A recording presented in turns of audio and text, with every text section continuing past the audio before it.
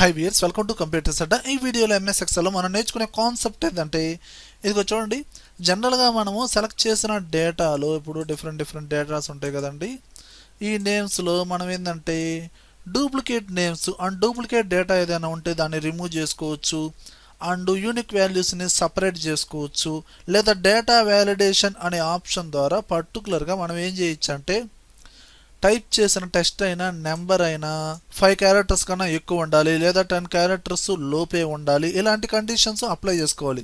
కానీ నేను ఇప్పుడు ఎలాంటి కండిషన్ వాడాను, డేటా వ్యాలిడేషన్లో అడ్వాన్స్డ్ సెట్టింగ్ వాడి ఎలాంటి కండిషన్ యూజ్ చేశానంటే చూడండి. ఇక్కడ ఆల్రెడీ కస్టమర్ నేమ్స్ ఉన్నాయి కదండి. ఈ నేమ్స్ కాకుండా డిఫరెంట్ నేమ్స్ అనేది మనం టైప్ చేస్తే తీసుకునిద్ది. ఇక్కడ నేను ప్రసాద్ అని టైప్ చేశాను, జనరల్గానే తీసుకుంది. అలానే అక్కడ ఉన్న నేమ్ ఆల్రెడీ నేను ఇక్కడ సంజయ్ అని టైప్ చేశానండి. ఎంటర్ కొట్టంగానే ఇదిగో చూడండి, నో డూప్లికేట్స్ అలౌడ్.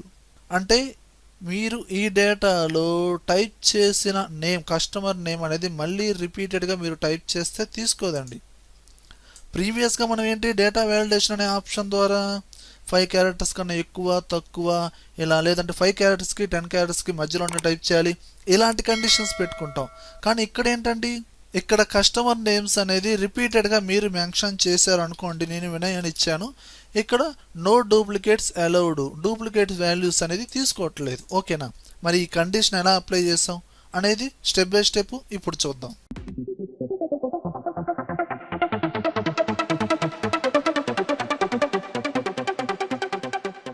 చూడండి వ్యూయర్స్, దీనికోసం ఏం చేస్తారంటే ముందు ఆ డేటాని, పర్టికులర్ డేటాని సెలక్షన్ చేయండి. ఇక్కడ ఏ సెల్స్లో అయితే ఆ కండిషన్ అప్లై చేద్దాం అనుకుంటున్నారో ఆ సెల్స్ మొత్తం సెలక్షన్ చేసి, ఇప్పుడు డైరెక్ట్గా మనకి డేటా వ్యాలిడేషన్ అనే ఆప్షన్ ఎక్కడ ఉంది, డేటా ట్యాబ్లో ఉంది. డేటా ట్యాబ్లోకి వెళ్ళండి. ఇక్కడ డేటా వ్యాలిడేషన్ డేటా టూల్స్ ప్యానల్లో ఉందండి, దీన్ని ప్రెస్ చేయండి. ఇక్కడ సెట్టింగ్లోకి వెళ్ళండి. సెట్టింగ్స్లో ఇక్కడ ఎలో, ఇక్కడ కస్టమ్. ఓకేనండి, కస్టమ్. ఇక్కడ ఒక ఫార్ములా యూజ్ చేద్దాం, ఏంటంటే equal to count if. Syntax ఆ ఫార్ములా ఆటోమేటిక్గా రాదండి, మనం టైప్ చేయాలి. స్పెల్లింగ్ మిస్టేక్ లేకుండా కరెక్ట్గా టైప్ చేయండి. Count if open braces. ఇక్కడ మీరు ఎక్కడి నుంచి ఎక్కడి దాకా ఆ కండిషన్స్ అప్లై చేయాలి, ఆ సెల్స్ మొత్తాన్ని సెలక్షన్ చేయండి. అంటే ఈ మొత్తాన్ని ఫ్రీజ్ చేయండి. Short cut to F4 comma. ఇప్పుడు ఈ సెలెక్ట్ చేసిన డేటాలో ఫస్ట్ సెల్ని సెలెక్షన్ చేయండి. ఇప్పుడు close, less than equal to 1. ఈ విధంగా కండిషన్ చూశారు కదా, ఈ విధంగా దీన్ని నోట్ చేసి యాస్టీజ్గా మీరు టైప్ చేయండి. ఓకేనా? ఇప్పుడు చూడండి, ఇక్కడ టైప్ చేసిన డేటాలు రిపీటెడ్గా ఏదైనా నేమ్, కస్టమర్ నేమ్ కనుక టైప్ చేస్తే, కస్టమర్ నేమే కాదండి, ఎలాంటి నేమ్ అయినా మీ ఇష్టం, ఏదైనా టైప్ చేశారు. నేను ఇక్కడ ఆదిత్య టైప్ చేసి ఎంటర్ కొట్టాను, ఇదిగోండి. అండ్ ఇక్కడ ఏంటి, మనకి the value does not match అంటే మనం ఇక్కడ ఎర్రర్లో ఎలాంటి ఎర్రర్ మెసేజ్ అనేది ఇవ్వలేదు. కావాలంటే మళ్ళీ ఇద్దాం. కావాలంటే చూడండి, సెలెక్ట్ చేశాను, డేటా వ్యాలిడేషన్లోకి వెళ్ళండి. ఇక్కడ సెట్టింగ్ ఫార్ములా అయితే అప్లై చేశారు, కానీ ఎర్రర్ అలర్ట్లో ఇక్కడ పర్టికులర్గా ఈ టైటిల్ అనేది నేనేం చేస్తున్నాను, నో డూప్లికేట్స్ అలౌడ్. ఓకే, ఇలా ఇచ్చేసాను. అలానే ఆ మెసేజ్ అనేది ఏం చేస్తున్నాను, ఆల్రెడీ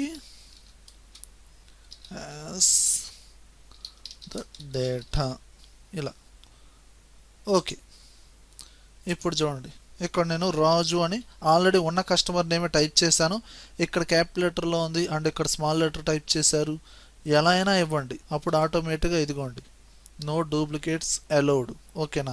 అలా కండిషన్ అనేది అప్లై చేసాం కాబట్టి ఈ విధంగా వచ్చింది. అంటే ప్రీవియస్గా మీరేంటి 5 క్యారెక్టర్స్ పైన 5 క్యారెక్టర్స్ లోపు ఇలాంటి కండిషన్స్ వాడారు. కానీ పర్టికులర్గా ఈ వీడియోలో డేటా వ్యాలిడేషన్లో మనం ఈ కౌంట్ ఇఫ్ ఫార్ములా యూజ్ చేసి డూప్లికేట్ వాల్యూస్ని మనం టైప్ చేయకుండా ఈ కండిషన్ అనేది యూజ్ చేయొచ్చు. ఓకే వ్యూయర్స్, ఈ వీడియోలో కంటెంట్ ఉంటేనే లైక్ చేయండి. లైక్ చేశారంటే నలుగురికి షేర్ చేసినట్లే. అలానే యూట్యూబ్ ఛానల్ ఇంతవరకు మీరు సబ్స్క్రైబ్ చేసుకోకపోతే వెంటనే సబ్స్క్రైబ్ చేసుకోండి. పక్కనే ఉన్న బెల్ ఐకాన్ని ప్రెస్ చేయండి. Thank you very much.